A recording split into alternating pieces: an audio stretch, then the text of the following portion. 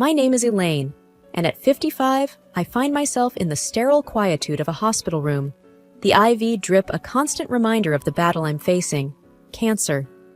The cold touch of the sheets is a stark contrast to the warmth I used to feel at home, now a distant memory.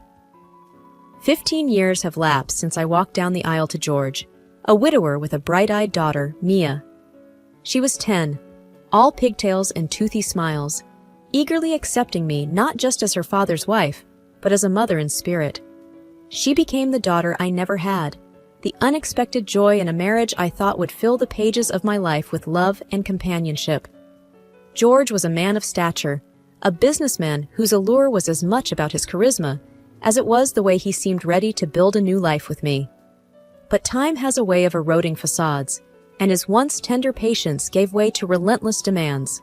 I'd trudge home from my job as a financial analyst, a role that demanded precision and left little room for error, only to find a second shift awaiting me, a test of my domestic diligence I was bound to fail in his eyes. I remember his exacting standards, the way he'd scrutinize the dinner table. "Elaine, is this the best you could do?" he'd ask, barely looking at the carefully prepared dishes before him. His words were like weights, each one piling on until I felt I could barely stand. Yet I continued to cook, clean, and care for him, even when my body screamed for rest. My parents, God bless them, would often tell me, "Elaine, you need to take care of yourself too." But their advice would fall on deaf ears. I was too caught up in the cycle of appeasement. It's during one of these silent meals that my cell phone vibrates, startling me from my thoughts. It's Mia. Her voice is a balm to my tired spirit. "Mom, how are you holding up?" I try to sound stronger than I feel. "I'm hanging in there, sweetie. How are you?" She's silent for a beat too long, and I know she's carrying a weight too heavy for her young shoulders. "I'm worried about you, Mom. Dad, he doesn't seem to care." Her words are a punch to the gut, but not unexpected. George's absence in these sterile white walls has been as loud as the blips on the monitors beside me. "Mia, love, I know. It's okay. We have each other," I say, the words tasting like a mix of sadness and resolve. There's a pause, and then her voice, laced with a quiet strength, comes through. "We do, and I'm here, every step of the way. Don't worry about Dad. Worry about getting better."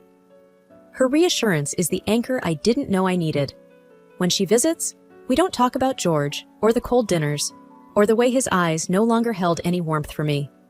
Instead, we talk about her job, the books she's reading, the life she's building.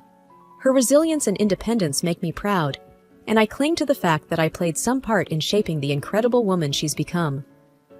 I lie back, closing my eyes as Mia's promises echo in my mind. The hospital room feels less confining somehow, as if her words have breathed life into its corners. I am not alone, and that's a thought worth holding on to. The day starts before the sun peeks over the horizon, my alarm clock a relentless foe. I'm up, pulling on the clothes I laid out the night before, my movements as automatic as the coffee maker that sputters to life in the kitchen. George is still asleep, the rise and fall of his chest the only evidence of life. At work, the numbers and spreadsheets are a welcome distraction. They don't complain, they don't demand, they just exist in their black and white cells, waiting for me to make sense of them. My colleagues are another story, buzzing around with office gossip and weekend plans. "Elaine, you've got to come out with us one of these Fridays," Janet from accounting says, popping her head into my cubicle. I manage a smile, though I can't remember the last time I had plans that didn't involve George or a grocery list. "Thanks, Janet. Maybe next time." She gives me a sympathetic pat on the shoulder before buzzing off to her next conversation. Home again, the routine continues. I'm chopping vegetables for the stew George likes when he walks in, early from work. His mood's a toss-up. I brace myself for whatever version of him is coming through the door. "Smells good," he says, which feels like a small victory. I let out the breath I've been holding. "It should be ready in about an hour," I respond, keeping my tone even. He grunts, disappearing into the living room. The TV comes to life, and I'm left alone in the kitchen with the carrots and potatoes. I find comfort in the rhythm of my knife against the cutting board, a simple, predictable sound. Later, we sit across from each other at the dining table, a chasm of unsaid words between us. He's scrolling through his phone, barely acknowledging the meal. "It's good," he mumbles after a few minutes, but there's a distance in his voice that's become all too familiar. I nod, my own phone lighting up with a text from Mia. "Thinking of you, Mom. Hope dinner went well." I type back a quick, "Love you," and slip the phone back into my pocket. George looks up, eyes narrowing. "Was that Mia?" "Yeah, just checking in," I say, trying to keep the conversation light. He nods, going back to his phone, and we finish dinner in silence. I clean up, the clinking of dishes filling the empty air. Tomorrow will be the same, the grind wearing away like waves on a cliffside, constant and relentless. But tonight, Mia's message is a lifeline, a reminder that not everything is as cold and unforgiving as this routine. There's warmth there, love, and it's enough to keep me going for one more day. The hospital room's constant beeps and murmurs are background noise as I'm lost in thought. It's during one of these quiet moments that Mia walks in, her face etched with worry. I can tell she's bearing a weight, the kind that's ready to topple over. She pulls a chair close to my bed, takes my hand, and sighs deeply. "Mom, there's something you should know," she begins, her voice a mix of anger and sorrow. I squeeze her hand, encouraging her to continue. "What is it, Mia?" "It's about Dad," she pauses, gathering her thoughts. He has someone else." The words hang heavily between us. I had felt the presence of someone in our lives, an invisible intruder, but hearing it confirmed sends a chill through me. "He introduced her to me, Mom," Mia's voice cracks, "as his future wife." The air feels thick, like I'm breathing through cotton. I try to absorb the shock, to maintain some sense of composure for Mia's sake, but inside, I'm reeling. "When?" The word comes out as a whisper. "Last week. He told me he was serious about her," Mia replies, her eyes not leaving mine, a silent apology in her gaze. There's a long pause as I process this betrayal. "Thank you for telling me, sweetheart," I manage to say at last. "How long have you known?" "Just a few days," she admits. "I didn't want to upset you, but I thought it's better you hear it from me." The dull hum of the hospital seems to fade into silence. I'm grateful for her honesty, yet the pain is sharp, unyielding. I nod, feeling an odd sense of calm amidst the turmoil. "We'll deal with this," I say, more to convince myself than to reassure her. Mia leans forward, resting her forehead against our clasped hands. "I'm here for you, Mom, whatever you need." I draw a deep breath, my mind already turning. My husband's betrayal is a deep cut, but I won't let it be the end of my story. There's a plan forming, a way out of the mess he's made. And in this sterile hospital room, with my stepdaughter by my side, I feel the first stirrings of a future where I am no longer in the shadows of a loveless marriage. I will rise from this, with a cunning that's been honed by years of quiet observation. George may have underestimated me, but he'll soon learn that's his mistake. I look at Mia, her strength becoming my own. "Let's start planning," I say, and there's a new determination in my voice. Our bond, unbroken by the lies that surround us, is the foundation we'll build upon. And as Mia smiles, a small, fierce smile, I know we'll win this battle together. The next day, Mia arrives with her laptop tucked under her arm and a look in her eyes that says she means business. She pulls up a chair next to my hospital bed, opens her laptop, and looks straight at me. "Okay, Mom, let's talk strategy," she says with a determined nod. I can't help but smile at her spirit. "I've been thinking about that," I admit. "I want to be fair, but also, I want to protect myself and my future, and yours." Mia nods, her fingers poised over the keyboard. "First things first, we should get a lawyer, someone who can help us navigate the divorce smoothly." I agree. "Yes, a lawyer, and we'll need to gather all the financial documents. I've got most of them at home in the safe." "We can go through them together," Mia offers. "What about the house and the rest of the assets?" "I've been doing some math," I start, feeling the edge of the bed with my fingers. "The house. I think I'll let him have it." Mia frowns, surprised. "Really? Are you sure?" I nod firmly. I want a fresh start, somewhere new, without the memories. Plus, I've got something he doesn't know about. Her eyebrows raise in curiosity. "What's that?" The investment account, I say. The one my father helped me set up. It's in his name, technically, but it's mine. There's quite a bit of money there, enough for a new place and a comfortable life. Mia's eyes widen.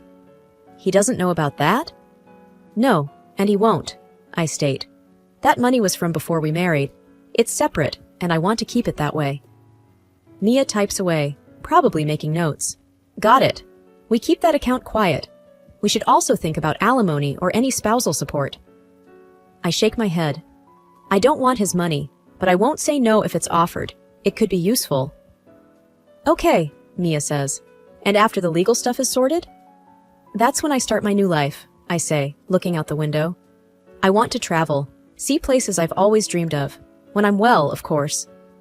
Mia reaches out and squeezes my hand.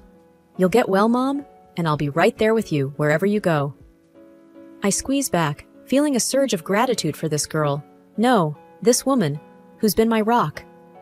We're in this together, I tell her, and it's more than just about the plan. It's about us, our journey ahead, and the unspoken understanding that we're a team now. The afternoon sun casts long shadows across my bed as we continue to plot, not just for the end of my marriage, but for the beginning of something new. Just the two of us, ready to face whatever comes next. A few days had passed since Mia and I had put together a plan. Lying on my hospital bed, I felt a mixture of anticipation and anxiety about setting our plan into motion. Mia walked into the room, her face flushed from the cold outside. All right, it's time, she said, sitting down beside me. Are you sure you're up for this, Mom? I nodded, the IV in my arm a stark reminder of my current weakness, but my resolve was strong. I'm sure, it's now or never. Mia took out her phone, her thumb hovering over the screen. I'm about to text Dad. I'll tell him that you want to discuss the divorce and that you're willing to talk settlement. That'll get his attention, I murmured, the bitterness in my voice belying my calm exterior. Mia sent the text, and we waited. It didn't take long for her phone to buzz. She read the message and looked up at me. He's biting. Wants to come over tomorrow to talk terms. I couldn't help the wry chuckle that escaped my lips. Talk terms, huh? All right. When he comes, let him believe he's in control. That's the bait. Mia frowned slightly, her concern for me clear. And you're okay with this? With him coming here and acting like he's won? I reached for her hand, my grip firmer than it had been in days. It's just an act, Mia. Remember that. We're letting him think he's won because it's the only way to get what we need from him. Mia squeezed my hand back, her own determination returning to her eyes. Okay, Mom. I trust you. And, I added, make sure he sees the safe when he comes. It's empty, but he doesn't know that. If he thinks there's something valuable in there, it'll keep him focused on the wrong thing. She nodded, making a mental note. Got it. And after he leaves? We proceed with the divorce as planned. But remember, whatever happens, don't let on about the money. That's our ace. Mia stood up, her phone in her pocket. I won't. We'll get through this, just like you said, together. As she walked out, I lay back against my pillow, closing my eyes. This was just the beginning, but I had to believe that it would lead to an end. Our end, one where Mia and I could move forward, free from the shadows of deceit that had loomed over us for far too long. The morning light crept through the blinds, casting lines across the hospital room floor. I had barely slept, thoughts whirling about the upcoming confrontation. I tried to steady my breathing, the rhythmic beeping of the monitor beside my bed, a constant reminder of my situation. There was a knock on the door, and Mia peeked in, her face serious. He's here, Mom. I nodded, sitting up a little straighter. Let him in. Mia opened the door, and in walked George, my soon-to-be ex-husband. He had a smirk on his face that made my stomach turn, but I kept my expression neutral. Hello, George, I said, my voice steady. Didn't expect to see you looking so alive, he sneered, taking a seat without being offered one. So, what's this about a settlement? I took a deep breath. I want to keep things simple. No dragging this out. You can have the house. His smirk widened. That's generous of you. What's the catch? No catch, I replied, meeting his gaze. I just want to end this cleanly. I'm tired, George. I don't have the energy for a fight. Mia watched, her face a mask of control. George's eyes flicked to her, and then to the safe in the corner of the room. "I suppose you'll be wanting support then?" he asked, a greedy glint in his eyes. I shook my head slightly. "No, I don't want your money. I'll manage on my own." He leaned back, looking suspicious. "What's your game here? You're giving up everything. What are you hiding?" "Nothing to hide," I said, allowing a hint of fatigue to seep into my voice.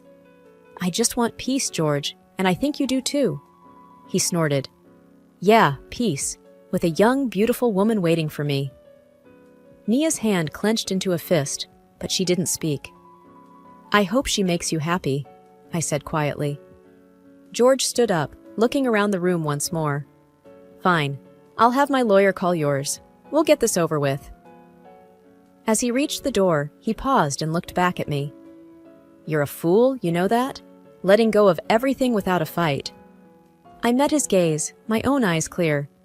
"Maybe, but sometimes, letting go is the only way to move forward." George shook his head and left, the door closing with a soft click behind him. Mia rushed to my side. "Are you okay, Mom?" I nodded, feeling a weight lifting off my shoulders. "I'm fine, it's done. Now we just have to follow through." Mia hugged me, her presence a comfort. "You're the bravest person I know." I hugged her back, allowing myself this moment of warmth. Brave? Maybe. But I'm not in this alone, am I? "No, Mom," Mia whispered. "Not alone, never alone." The ink on the divorce papers wasn't even dry when Mia dropped the bomb about the money. She was hesitant at first, biting her lip in that way she does when she's nervous. But I urged her on, knowing that whatever came next was just another scene in this absurd play my life had become. "Dad knows about the $3 million, Mom," Mia said, her voice barely above a whisper. I sighed, not surprised. "I expected as much. What's his play?" It didn't take long for him to make his move. The next day, he was at my hospital room door, his eyes wide with a mix of greed and desperation. He knelt by my bed, taking my hand in his. "I've been a fool," he started, his voice trembling with feigned emotion. "Please, let's put all this behind us and start over." I looked at him, really looked at him, and I felt nothing. It was liberating. I couldn't help but laugh, a genuine, deep laugh that I hadn't felt in years. "Start over?" I said, pulling my hand away. "There's nothing to start, George. It's done." His face turned an ugly shade of red, the mask slipping. "You think you can mock me?" he hissed. "I'll take you to court. I'll take every penny of that money." "That money," I said calmly, almost enjoying this, "is safely out of your reach. It's in my father's name. There's not a thing you can do about it." His eyes bulged and he spluttered, his anger a living thing between us. But before he could form words, security was at the door, alerted by the commotion. They didn't even need to speak. Their presence was enough. George's outburst was his final act, his curtain call. As they escorted him out, his shouts echoed down the hall, a pitiful sound that faded with each step. I leaned back against my pillows, a sense of peace settling over me. Mia, who had stood by the door, her face a mix of worry and anger, finally let out a long breath. "Are you okay, Mom?" I reached for her hand, a smile playing on my lips. "I am now, sweetheart. It's truly over." We sat in silence for a moment, the weight of the past lifting, leaving room for something new, something better. And as the door closed on the last vestige of my old life, I felt ready to face a new day. It was a clean slate, a true new beginning, and I was ready to write my own story. Life after cancer, and George felt like stepping out of a long, dark tunnel into sunlight. I bought a house with a big garden, somewhere Mia could visit whenever she wanted, a place that felt like ours, truly ours. One afternoon, Mia and I were sitting on the porch, sipping lemonade and watching the sun dip below the trees. She had been helping me unpack boxes, turning the house into a home. Her laughter was a frequent sound here, echoing off the walls, filling spaces that had known too much silence. "You know, Mom," Mia said, her eyes scanning the yard. "I've never seen you this relaxed." I smiled, feeling the warmth of the sun on my face. "I have a lot to be thankful for. I beat cancer, I'm free of George, and I have you." She squeezed my hand. "I'm just glad you're finally putting yourself first. You always took care of me, even when I wasn't your responsibility." I shook my head. "You were always my responsibility, Mia. The moment I decided to be your mom, that was it. You were my family." Mia's eyes misted over, and she gave me a teary smile. "I'm glad he's out of our lives. I've never liked how he treated you, and now we don't have to deal with his drama anymore." The sun had almost set, and the sky was a canvas of purples and oranges. I stood up, feeling more alive than I had in years. "Let's go inside. I'll make us dinner, our favorite spaghetti and meatballs." She hopped up, following me into the kitchen. "Can I help?" she asked, rolling up her sleeves. "Of course. You can start by rolling the meatballs." We moved around the kitchen together, a dance we had perfected over years of cooking side by side. As I watched her hands, so much like mine, shaping the meatballs, a sense of contentment washed over me. This is what real family feels like, I thought. There were no harsh words here, no expectations or disappointments. Just me and Mia, and a future we could shape into whatever we wanted. Our laughter and the aromatic sense of our shared cooking efforts filled the kitchen, and I knew, deep down, that this was what happiness felt like.